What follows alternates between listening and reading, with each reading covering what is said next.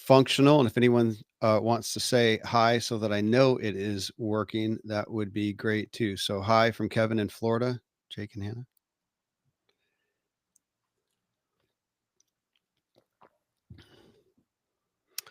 Um, let's see here. I don't know if it takes a minute to actually start calculating. Nope, that's not right. But I hope I did it right.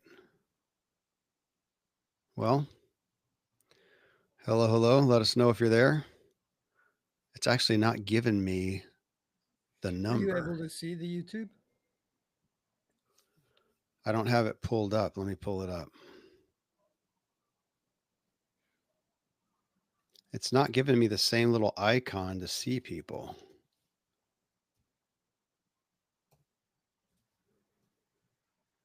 I'm going. No, it says we're live. It says there's 13 people watching.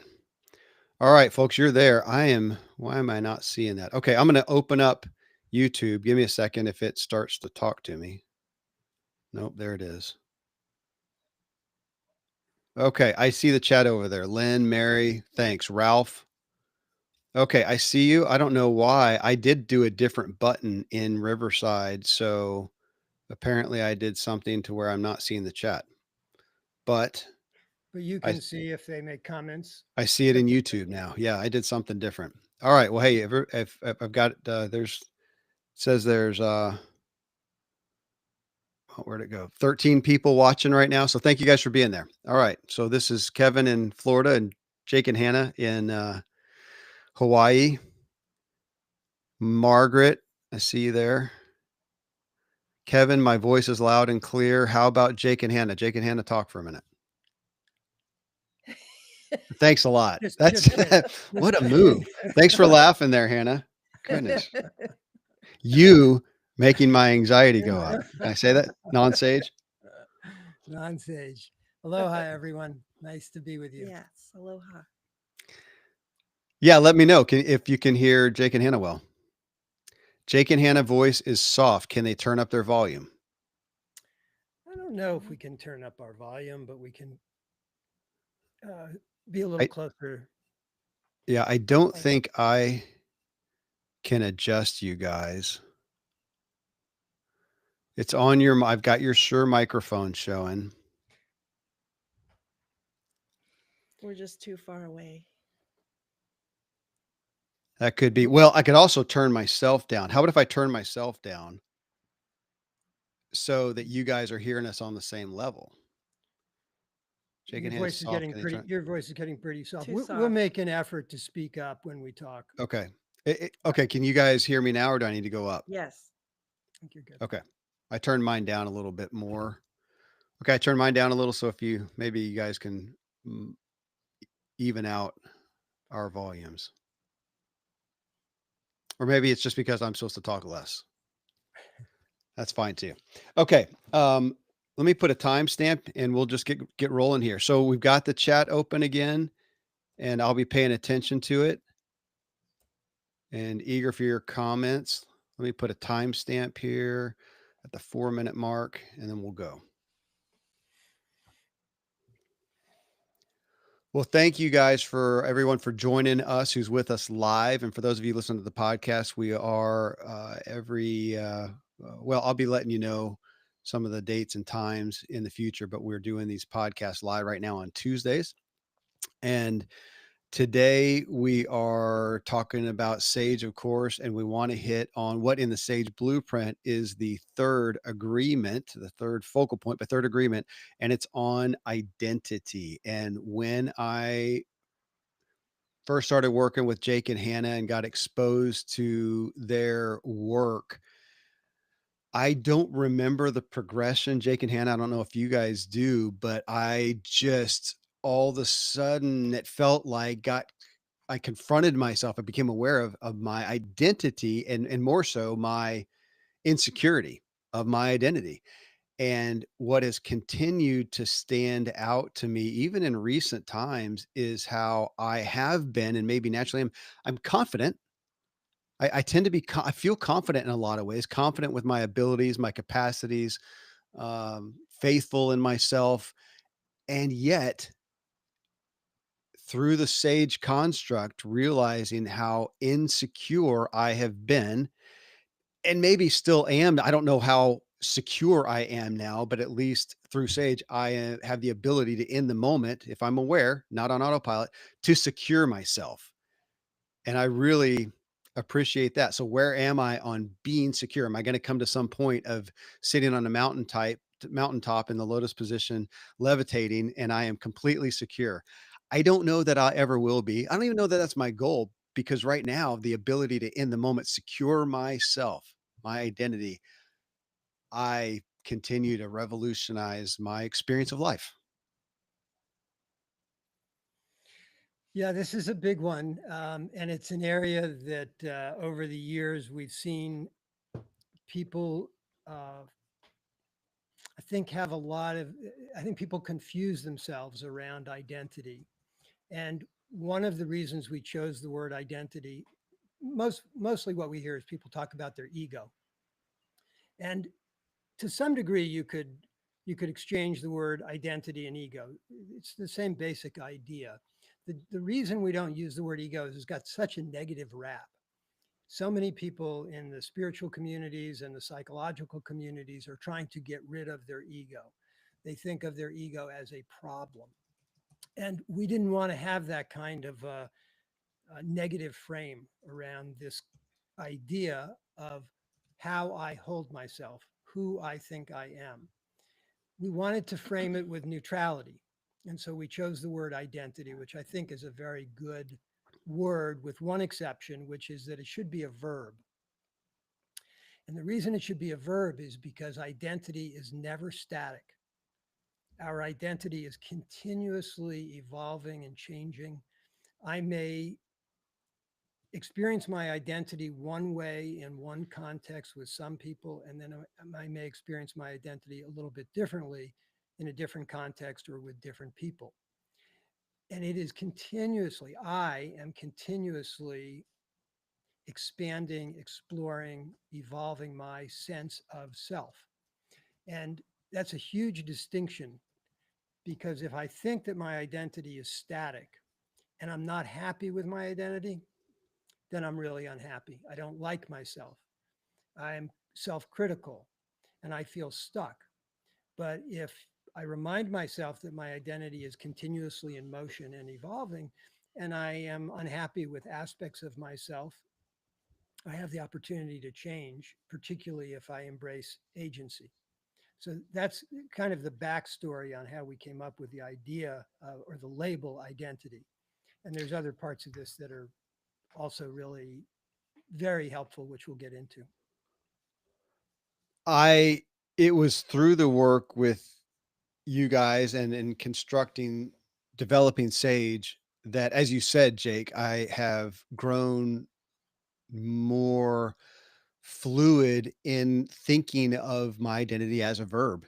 Um, yeah, that like you just said, my identity feels this way with these people or this way in this context. And so within when I drop that and even say, this is how I'm identifying right now, I am identifying this way. And I can look and go, gosh, when I'm with this group of people with a service, I realize now that I am identifying this way and I may change it a little bit this way. And I continue to comfort and secure myself more and more with that. I will say, and I'll ask you guys to speak to this, that initially it didn't, I didn't dis, no, I don't think I discomforted myself, but I did disorient myself to let go of my fixed identity, to let go of the attachments, which we'll get into a little bit as well, but the attachment to my roles, the attachment to the things that I did, my doing. I intellectually comprehended, I think, the concept, but in that I realized I disoriented myself now that I've let go of those things. And I think I went through, I mean, you guys were with me and walked through that with me. I think I maybe I even pieced myself. I found, I gave myself peace, made myself feel peaceful in doing that. but just wanted to admit, I want to admit here that it was, I disoriented myself and let myself do that. And of course, I think I cheated by having you guys at hand. That I helped myself a lot with that. Can you give an example of an old idea that you had that was you were pretty well entrenched in terms of my identity is I am a blank? Probably, yeah, probably that I take care of things. I fix Right. everything. I'm Yeah. there, no excuses, no limits. I'm the one that comes to the aid. I'm the hero. I'm the hero. That still feels like the primary one that I still watch myself not stepping back into that role. And I'm probably most aware of that one, of Yeah. watching myself not step back in there, and that it is still, I may discomfort myself still a little bit with that, of hearing XYZ go on with someone, a kid, a friend, uh, and not stepping back into that. It's probably the one I'm most cognizant, because I assume it's the one I was the most attached to, is what it feels like at this point. And I'm probably still maybe feel a little inept in that. Does that seem fair?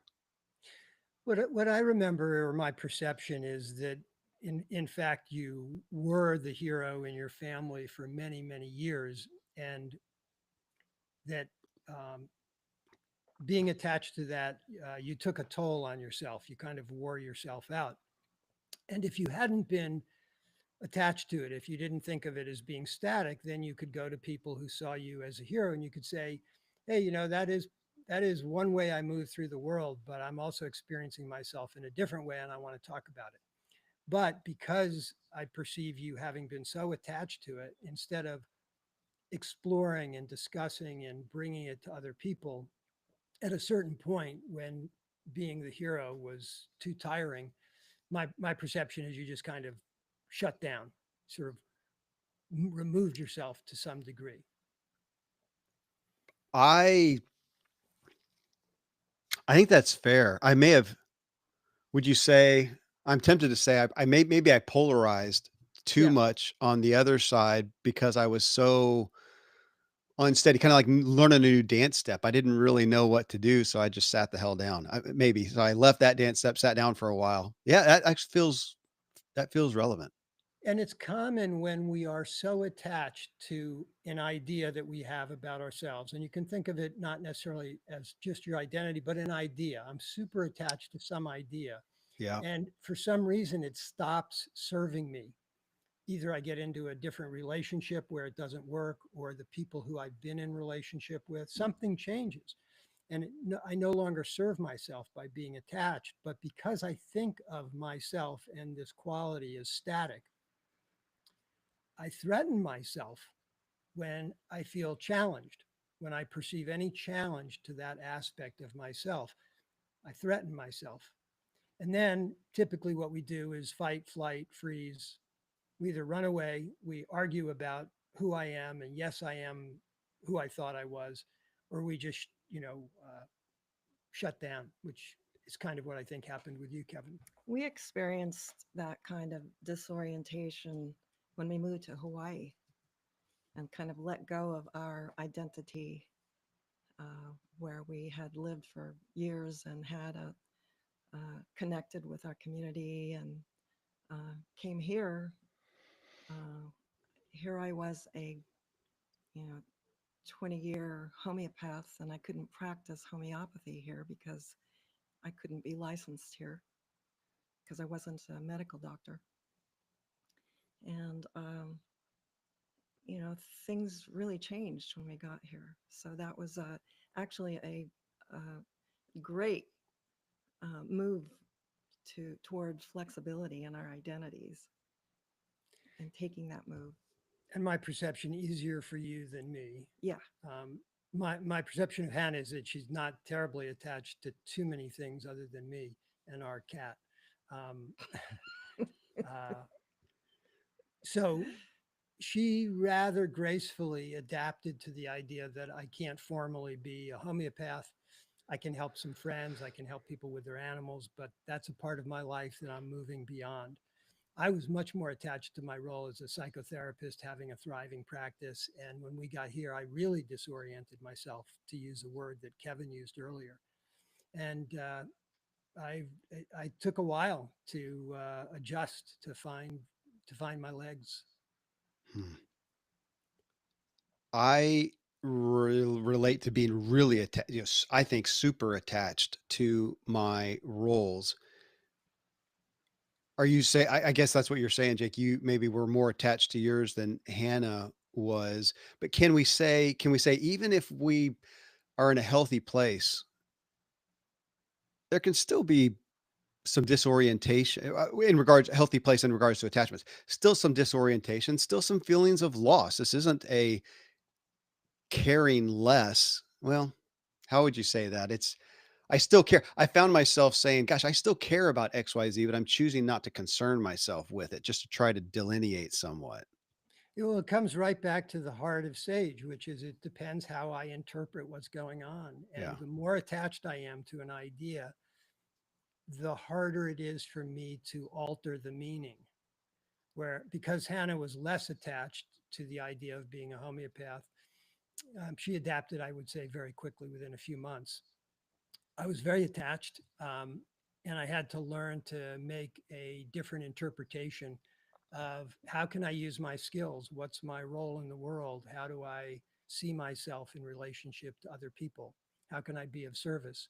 So those were all the questions. And typically we have two responses when we feel threatened or we threaten ourselves. One is to repress, push down that which makes me uncomfortable, and the other is to explore. So one I'm contracting and the other I'm expanding. And John Weir's belief was that we should continuously expand through every age and every stage and every period of our lives if we embrace the idea of expanding and what he called differentiating. In other words, we become more and more different and more complex as we grow. Then change isn't that threatening. And by the time we met John and Joyce, they were 85 and they were masters of this. They just did what I'm describing kind of effortlessly. Everything was an interesting opportunity to expand. Right. Well, not I don't know that we need to go into it, but can I just to understand it, as you guys know, and on my podcast this last week, we haven't published it yet, but I did a show on with a psychologist on fawning. So we got fight, flight, freeze, and then fawning is this fourth one that has come into play, I guess. Or would you say, just for the sake of what you just said, so when we're threatened, we're either going to suppress or expand? That when we suppress, that's when we possibly utilize those four trauma responses, threat responses. I'd say it a little differently, and this Okay. gets into an area that is one I feel passionately about, which is the distinction between fear and anxiety. So, when we experience fear, which is the result of an imminent physical threat, then fight, flight, freeze, and fawning are automatic responses that arise from the more primitive parts of our brain. We actually don't have a lot of choice. Our automatic system really takes over. So that's what happens when we experience fear. Anxiety is completely different. And one of my concerns is that so many people in the spiritual and psychological communities don't make a distinction between fear and anxiety. So, anxiety is not fear of an imminent threat. Anxiety is happening in the more modern part of my brain, the prefrontal cortex, the default mode network. And this is arising in three primary ways. One is when my ideas are threatened. And remember, identity is an idea. So if my identity is threatened, I make myself anxious. When I'm dealing with things that are uncertain and unpredictable, I don't know what's going to happen. I may make myself anxious. And sometimes anxiety arises strictly as a result of a physiological response. So it could be, for example, a fluctuation in my blood sugar levels. It can happen from sleep deprivation. If a person, if you've ever experienced sleep deprivation, you might feel yourself tremendously anxious. And that's a physiological response to deprivation. Now, I just have been doing some research using AI to look into this. And the meta research suggests that between 60 and 80% of the time, we are experiencing anxiety, not fear. And I will suggest that is probably more like 98, 99% of the time. Yeah. What we're experiencing is anxiety, not fear. It's very rare that we are under imminent threat to our physical well being. I mean, very rare. We often react that way. That's the problem, is Yeah. that we react that way. So we go to fight, flight, freeze, or fawning, which Kevin just brought up. And those are very primitive responses. They are not thought out, they are not nuanced, they are oftentimes overreactions unless we're being chased by a bear or whatever the physical threat may be. The problem is that therapists and coaches and helpers often will talk to us about our fear. And as soon as we hear the word fear, it activates the primitive center of our brains. So we're talking about things that are not a threat to our physical well being, but we're reacting as if they are.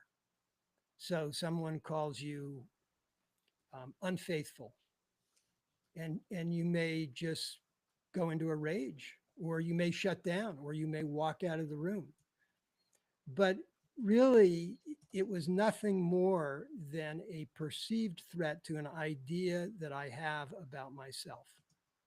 So this is where, let me say one more thing, which is, if I'm right that this is 98, 99% of the time what we're experiencing, that's good news, because when we experience fear, there's not a lot that we can do. We will either fight, flight, freeze, or fawn. That's the choices we have. But when we experience anxiety, the more agency we have, the better able we are to minimize our anxiety, which leads to our objective, which is the more agency I have, the more inner security I create. The more inner security I create, the less I'm going to feel anxious. This is a very, in my mind, this is a very crucial distinction. And if we can make it in our own minds, we'll start seeing the world in a different way. We'll start seeing other people's behaviors in a different way. We'll start responding to things in a different way instead of being reactive. We'll actually start seeing that that person that said something critical about me is actually just that's their perception if we are in a sage state of mind. And and that's not who I am. They're not talking about me, they're talking about their perception of me. Just imagine that for a moment. Just imagine somebody calls you something that you perceive as negative, and just think that they're just telling you about themselves. They're just telling you how they're making sense of what's happening in the moment. And they're projecting it onto you, which is one of the keys, is recognizing that's what they're doing. But they're not telling you about you, they're telling you about themselves.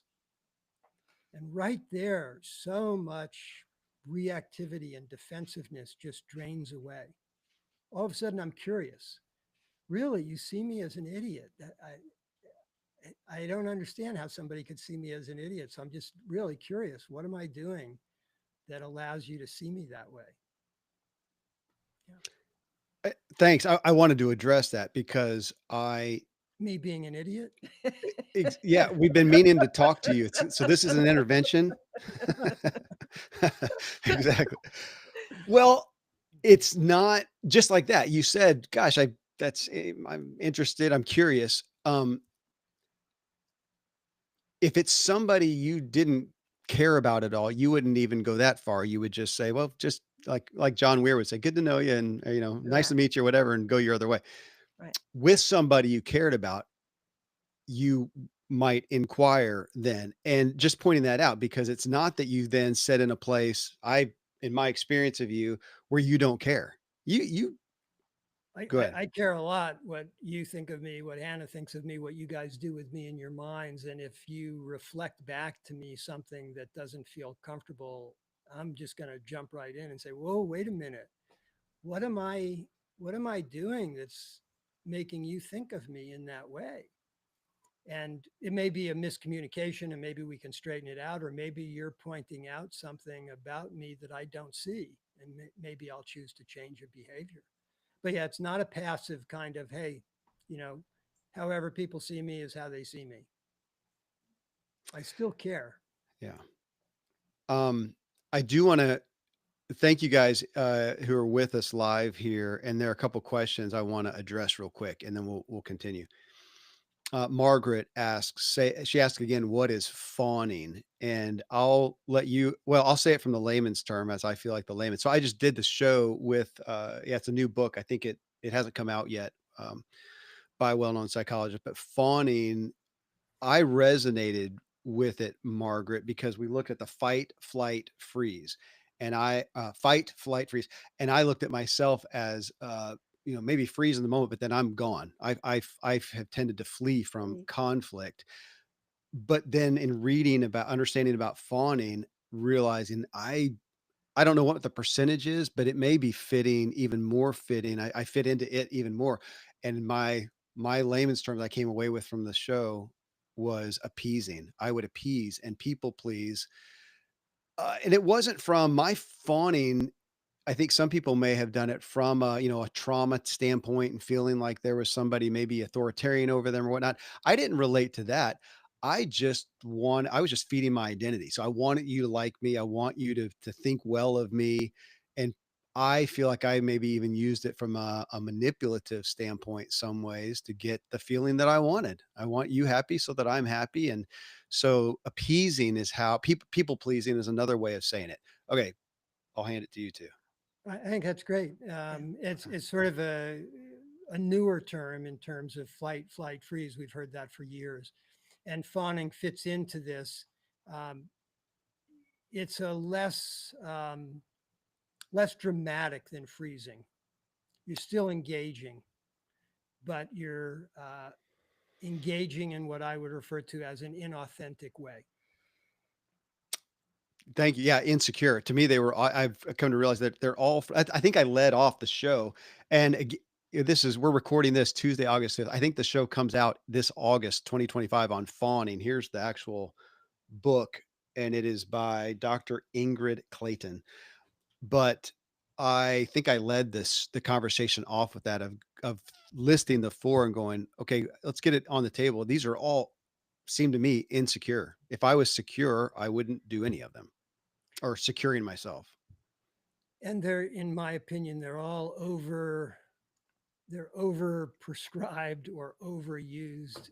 We act as if it's normal to fight, flight, freeze, or fawn. We act like, well, yeah, of course. And again, I'm coming back to this distinction between fear and anxiety. Yes, if there is something to be afraid of because there is imminent physical danger, those responses are very intelligent. They they serve a real purpose. So there's nothing wrong with any of them.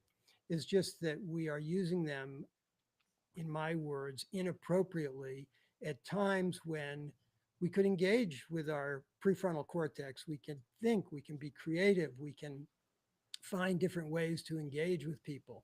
And as we learn to do that, our anxiety, because it's anxiety, it's not fear, our anxiety begins to diminish. As our anxiety diminishes, we have access to even more resources and greater flexibility. The less attached I am, the more flexibility I have. And to what we talked about earlier, and how, looking at my fluid identifying, and I am identifying with this person, this friend, this family member different than I do with another one. In my identifying with my spouse, honestly, oh my gosh, I gave my personal agency to her. And when she would say something that I threatened my identity with, I acted like I was being chased by a bear. I felt like it to the point of Right. making myself sick. And if somebody else said I was an idiot, I didn't. Okay, what I didn't have that feeling with many people, but the more intimate, the more I was relying on them for my identity, I flat out devastated myself. I terrified myself to the point of even being somewhat cognizant and going, "What the hell is wrong with me? It's not a bear. I am not in physical danger." And yet my feelings inside, and it was I attribute it now, my unawareness of my agency and my identity being fixed and rigid and dependent. And yeah, so there's I have a lot there that we share as time goes on. I did, Jake and Hannah, Pat, he said, he or she, I actually don't know. Um, Speaking of identity issues, I found out at 17 I was adopted. A little bit of identity crisis, much pain, etc. But the thought of the other side, which was now I have the opportunity to create myself. But I like the concept. We know that how many movies depict someone finding out they're adopted and flat out devastating their lives, as opposed to I had a guy on my show, do not recall his name, it was a long time ago, and he had been on um, I think the Steve Harvey show, the famous television host guy, and they had done one of those things where he had they found out he was adopted. I can't remember the connection, and went to find his parents and couldn't do it. They finally did and didn't tell him, found his mom, and then brought him onto the show live and then presented, here is your biological mom. And ultimately, and he shared this on my show, he said, I just didn't care. He said, I had great loving parents. Nothing changed that for me. So that's nice that we found the lady that biologically birthed me, but I didn't care. And that's not to diminish anybody's experience, but we have somebody over here. And depending on how, I think if it had been, if I put myself in those shoes with my, what I view as such a fragile identity, such an unsecure identity in the past, I would have devastated myself like we so often see depicted. So You- great to, well, Would obviously, you, Pat, you talking about that it was an identity crisis. what were Pat's words? Did he say, what did he say again? Or she? He? Speaking of identity issues, I found out at 17 that I was adopted. So 17 years old, a little bit of an identity crisis, much pain, etc.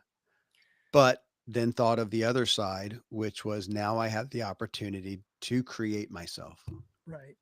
So I just want to point out that Pat says much pain, and most of us are probably going, uh huh, uh huh. And I'm thinking about Steve Jobs. So Steve Jobs was adopted, and his parents told him that he was adopted, and he was surprised and disappointed. And they said, and you're the luckiest boy in the world because of all the boys out there, you're the one that we picked. And he took it as a sign that he actually was a very special person. And it gave him a great sense of confidence. And he said he lived with it for his entire life. The only reason I point that out, Pat, is because I just want to, I want us all to see how we tend to validate what people say. Somebody goes, Mm. I was adopted and it was really painful. And we go, uh huh, yep.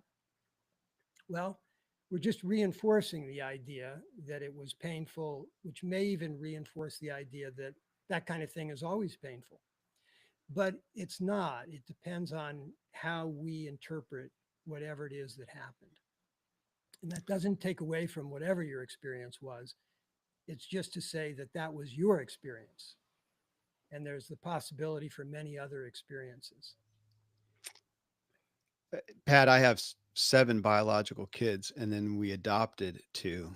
And I've played with that concept, Jake, somewhat with them of going, hey guys, just for the record, we didn't pick any of you biological kids. We just got what popped out. The other adopted kids, we Oh, that's literally good. picked them out. So, deal with that. That's great. Mary asked about, we talked about me being the hero, the I, primary identity attachment that I had. And she says, being the hero, um, that was who you were. Are you saying it is wrong and you are ashamed of all the amazing good accomplishments that you did in the past? How is that threatening to turn yourself back into that role now? I get. the disoriented part of a new future, but Kevin sounds regretting the past. I I appreciate the question, Mary. I haven't thought about it in that way. I would say, gosh, was I a doting, loving husband, father who took care of a lot and 9 kids and did a lot of things. Were they beneficial? I think my family would sit and go, "Oh my gosh, yeah, Dad. We can rely on." I had one kid say, "Dad, we know you're not so compassionate. We don't come cry on your shoulder, but if we need something fixed or done, you're the guy." And eh, was there good in it? Sure. Maybe it's nothing more than just my own spirit and attachment to it. If I had gone back, would I have done some of the same things? Maybe so, but more healthfully, I would have checked my heart and said, "Am I doing this because I want to do it, or I feel obligated, or I'm protecting my own self-image?" And I realized I have the I was gonna say the classic story. It's probably worth us unpacking together with you got me unpacking, but I do use the word burnout, but I came to some limits finally and realized I am embittering myself with some of this. I remember a certain time when I was doing something for a kid and I realized they didn't even ask me to. I just got wind of a need and I'm doing it and I'm feeling bitter. I'm embittering myself with it. Right. And I think my heart in it uh, I'll tell you this, Mary. I think I would say that there was a lot of things that I did that were worthwhile within that. And my kids today, I feel or get some testimony to their interpreting of Dad. Gosh, we love you, respect you. You're amazing. We wouldn't do it. We also saw you wear yourself out and we wouldn't do it. And so I have 9 kids who adore the big family, but I don't think any of them will have such a big family because they saw me wear myself out a lot. And um, I don't know what Jake and Hannah, what are your, I haven't unpacked that one. The main thought I had was I think that Mary used the word either shamed or ashamed in her question. And I just encourage people to be careful about that word. To have regrets or to be embarrassed, to embarrass ourselves about some of our behaviors or actions, I think makes a lot of sense. Shame implies that we fundamentally think we're not okay. And it's again, like the word fear, it's overused. It doesn't mean that people never experience shame, but all of us on the call are probably adults. And at this point, if we experience any shame, it's because we're shaming ourselves. And I think it's a particularly unhealthy thing to do to ourselves. And I change myself a lot when I go from I shame myself to I embarrass myself. I embarrass myself with some regularity. I don't know how often, but, and I just try to make a course correction when I embarrass myself. But I don't shame myself. And I definitely don't let other people shame me. So I just wanted to pick up on that word. And that's a benefit of having a flexible identity. Really, you don't need to shame yourself. I, Just be I do curious. not perceive, I did not have a flex. I had a very rigid identity that I wore myself out trying to protect. I did use, you guys know this, you talked to me about it. I did use the word shame. I aligned with that word and I used it, shaming myself, but I do relate a lot to embarrassed myself and a lot of my identity, even as we talk about the fawning aspect and appeasing others and people pleasing, I am prone to saying I did most of what I did to try to appease me, to appease my own judgment on myself. I think people try to wrap that up in perfectionism and whatnot, but I was just trying to impress and appease and find pride in myself that was impossible with the standards I seemed to set, and it was a losing battle. Jake and Hannah, maybe comment. Self compassion is a big term. I think Dr. Kristen, I think it's Kristen Neff is the big name with self compassion. And I've got to a place of feeling like I didn't have it for myself and I just beat the hell out of myself. but that's some of my past vernacular. Help me. Well, I think that when I embrace sage, everything is softer. The Mm. idea of praise and blame, and I'm not going to go into that too much. I did a blog on Substack last weekend about blame, and I'll do one on praise this week. But praise goes away, blame goes away. There's this much softer way of relating to ourselves and to other people because we're getting out of the world of right, wrong, good, bad. And Yeah. it's the world of right, wrong, good, bad that really feeds the self criticism, the blame, the shame. So, a lot of these things that we struggle with in OS2, they become somewhat irrelevant in OS3. They just don't arise. We don't ask the same questions in our own mind. Am I a good person? Am I a bad person? We don't ask those kinds of questions. We ask, am I interpreting this in a constructive way? Or am I interpreting this in a way where I'm limiting myself or I'm limiting people I care about? Very, very different questions. I I don't want to take us on a sidetrack. I don't think this is, but oh, Mary just asked a question that kind of hit uh, an interest spot for me right now. She said, caregiver trainings now preach that we must care for ourselves to be better caregivers. We can't give what we don't have. Mary, I have heard and intellectually understood that message for a long time, and it didn't help me a damn bit.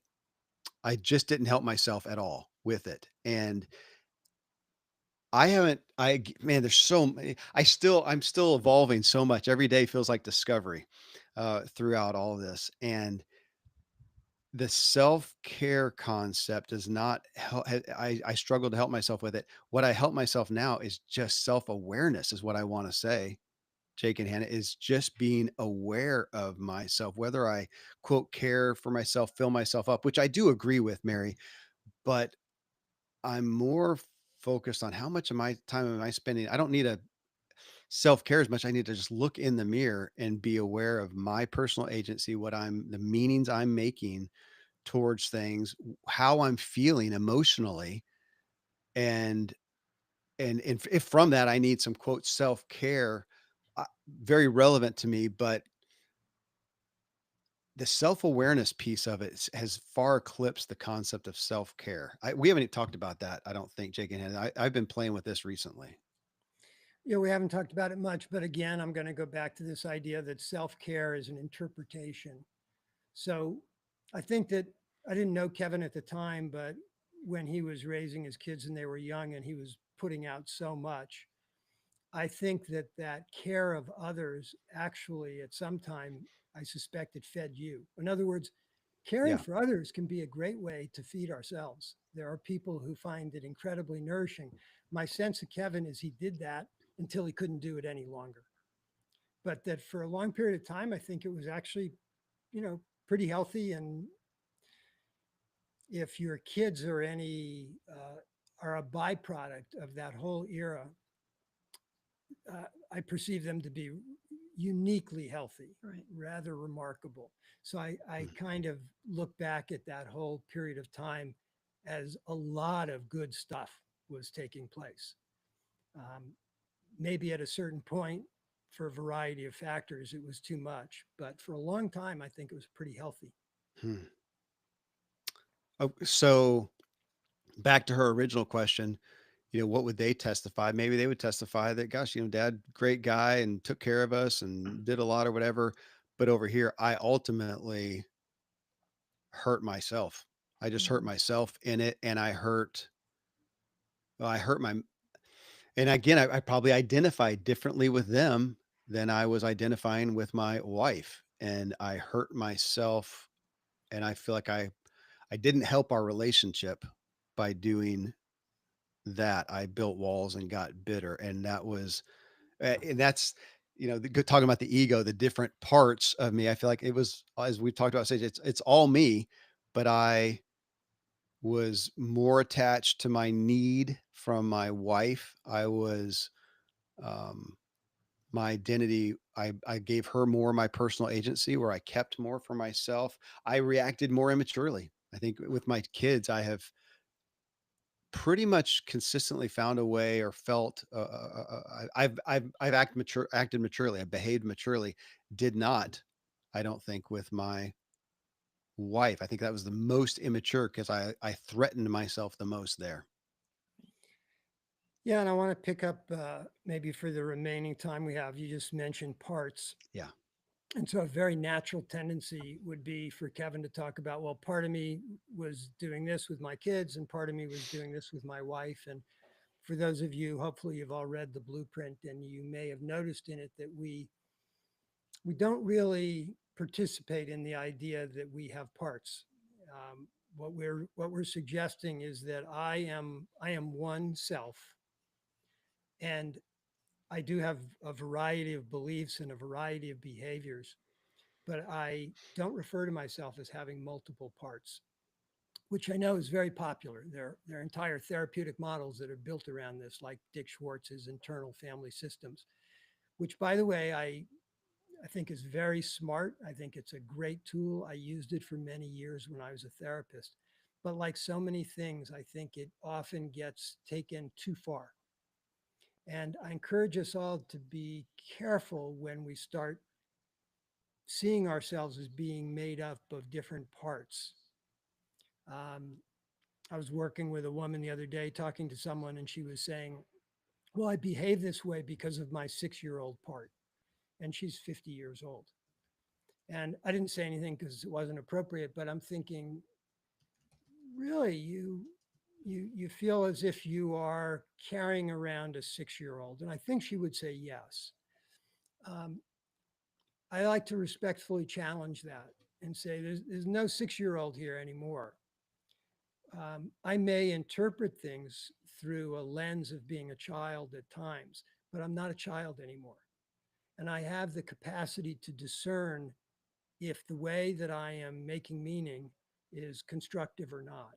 I may not have had that capacity when I was 6 years old. So I just wanted to touch on this because when we talk about identity, sometimes we hear people come back and start talking about, well, part of me is a good person, and part of me is a scared person, and part of me is a shallow person. And we kind of discourage that sense of separation. Too often, I think we use that idea of different parts to excuse ourselves from bad behavior. And oh, that was just my 6 year old part. I Yeah, I just align with that, Hannah, so much. And it's one of those things too that I just appreciate. I wanted to appreciate. I had Dick Schwartz on the show with his book. His latest book is No Bad Parts. Very much appreciated him, kind of, to me, dispelling that there's these parts that are against us, these bad parts of it. He says, no, it's all us and stuff. We have different parts. They're all doing what they're supposed to do. We just need to be aware of them and manage them well. And I think that's a great step up. I think to me, it was a greater step up to go, I'm all of me. And as you guys were talking, see if this resonates. I feel like in relation to my kids, I had healthier, more personal agency, more securing myself responses to them. With my wife, I had some, I think I responded to her some like the 15-year-old Kevin, not a different part, but I just didn't evolve as much with her, and kind of maybe in relation to how I responded to my dad back then, and kind of solidified some things. And I took it forward in a relationship with her, and it was all me. But I was being mature with these people, identifying maturely here, and identifying immaturely in another circumstance. Does that track? Yeah, and if you were to excuse your behavior because, well, that was my 15-year-old part, that then you lose agency. We lose Yeah. agency when we start suggesting that we have these young parts that are behaving the way they are as if we don't have influence over them. And I know there's a few people on the call who have been involved in Weir Labs, and I just want to mention that John and Joyce, particularly when they did dream work, they used parts a lot. They Yes, would every aspect of your dream they referred to as a part it of was so. themselves. It was very specific in terms of the dream work they did, and I think quite powerful. And I have no objection to what they were doing. I think it was really valuable. I just feel that it's become overused and misunderstood, just like the idea of ego being a bad thing. I think that's a misunderstanding of both what Buddha was saying as well as what current psychological models are saying. Um, yeah. I, okay, thanks for bringing that up. So I'm gonna name names. You already talked about Dick Schwartz, so we'll deal with that. Eckhart Tolle is another one whose work, what is it, Power of Now, and then A Whole New Earth, especially A Whole New Earth or A New Earth or whatever it is. I got a lot of value from. I resonate with a lot of it. I don't like how he presents ego, especially as a negative thing, kind of warring against us. And to me, I found myself relating that to my past religious construct where there was this, kind of the old Saturday morning cartoons where you got the little devil on one side talking to you and the little angel on one side. And to me, especially in the development of Sage and reading your past, you guys, your past works, it just didn't resonate with me. It doesn't make sense that there's a part of me inside trying to harm myself. I mean, even from an evolutionary standpoint of where survival of the fittest, my body, my mind is psyche is trying to do everything it can to continue my existence is what I believe. It's how I interpret things. And this aspects of me, parts of me that are trying to thwart me or who are not working for me in a certain situation, as opposed to back to identity. I'm one person, but in this moment, we're back to awareness where I feel like Sage forces, for me, my interpretation, it forces my awareness. And it's now I force my awareness of, am I identifying in this moment with this circumstance of this person maturely or not? And in the next moment, am I identifying maturely or not? In the next moment, am I? I bet there would be a graph that would be dramatic in the past. I hope it's leveling out more and continues to. And I don't. I stay on a more mature plane is my goal, is my hope with that. It's all me. I just am able to relate to that more and to use it for more benefit than I was the concept of different parts of me. And it felt I think my interpretation was it feels schizophrenic and I just don't know what to do with it. Sounds good, but I don't know how to use it as opposed to the tool of Sage, speaking subjectively, speaking with personal agency in every moment, which has now I've helped translate that tool of speaking to just my moment to moment thought. And I hope that at some point, and I look at you guys as further evolved in that, further higher up on the spectrum than I am. And that's my continual journey of self-discovery and continued awareness. Yeah. Yeah. And let's go back to Dick Schwartz for a minute because when he developed IFS, he was working with people who were really challenged, people who were really having a hard time. And their inner view of themselves was that they had parts. And what Dick did is he decided to go with them to kind of play in their sandbox because if he challenged them then they would be defensive, where if he met them and he said, okay, then let me hear what your 4-year old part has to say, let me hear what your scared part has to say, it was a way of helping draw them out, and really valuable and very smart on his part. But what we've done is we've taken that and we've applied it to people very broadly. And this happens a lot. I was just listening to one of Kevin's podcasts last week. I think it was on validation. And Kevin was asking this woman, I think her name was Carolyn I think Flick or so. something like that. Yeah. And Kevin was asking her questions, and she would come back and say things like, well, when I work with someone who's a borderline personality, this is what I see. Or when I work with someone who's a severe schizophrenic, this is how I have to validate them. And I thought what she was saying was right on, very astute. But most people we're interacting with, particularly I'm going to say on a call like this, most of the people are coming to this call with a pretty reasonable level of mental health, pretty Yeah. reasonably high functioning people. And so when we use models that were designed from a psychological perspective to deal with people who are really challenged, um, dealing with severe disability, that's not necessarily the best model for us to use in terms of our own advancement and attaining our own potential. So I think it's an important distinction that is not made terribly often. We take healthy people who are high functioning and we label them with a DMS-5 and put them in some category. Sometimes that's appropriate, but in my opinion, it's done far too often. which is Car- why you often refer to this work as being more appropriate for people who have done a lot of work already and Yeah, are more stable. yeah, I think that there is a time and a place where we need to meet people where they are, because where they are uh, is very fragile. And so it may not feel appropriate to ask them to take a big step. What we're doing, Kevin, Hannah, and I, what we're doing is we're asking you to take a big step. Yeah. We're asking you to accept, play with, explore a major paradigm shift. And what we've seen, and we've been doing this for the last 25 years, is that when people embrace the paradigm, they accept these agreements, they start changing their language, they enter a different world. And many of the problems, the complaints, the relationship issues they had don't don't arise anymore because they're looking at the world from a different point of view, Right. coming from a place of personal agency. And you can't see that world while you're stuck in OS2. You have to be playing with this and and exercising yourself with the sage construct.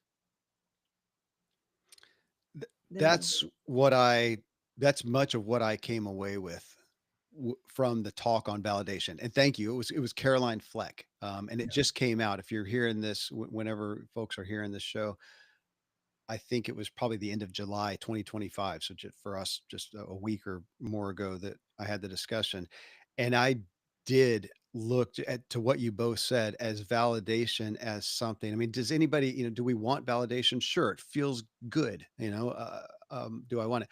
I don't want to need it. I don't want to need it for my survival. I don't want to desire or demand it from you specifically.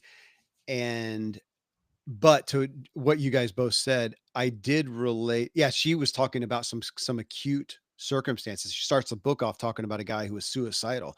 And so she was using validation as this tool for somebody who was not very stable, who was very fragile, just to connect Yeah. so she could get in and do the real work right.